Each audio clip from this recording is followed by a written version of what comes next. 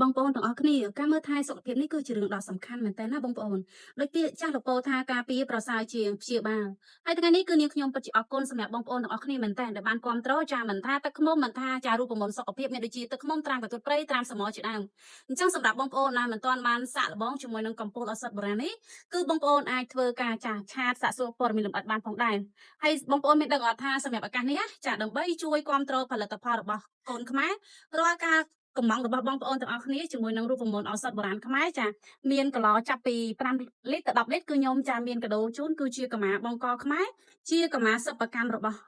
កូនខ្មែរយើងតែម្ដងអញ្ចឹងបងប្អូនឃើញទេចាពណ៌ស្អាតស្អាតមែនតើបញ្ជាក់ជូនបងប្អូនណាការថែមជូនកម្មារបស់ខ្ញុំគឺជាកម្មាសាច់ល្អ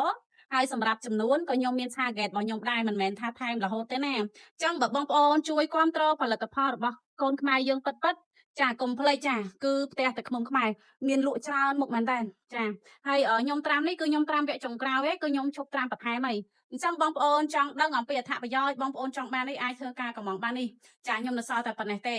ចានៅប្រហែលជា100គីឡូជាងទៀតទេណាគឺអស់ហើយបើសិនជាបងប្អូនថាខ្ញុំលក់ថ្លៃនេះបងប្អូនតម្លៃគឺអាស្រ័យលើគុណភាព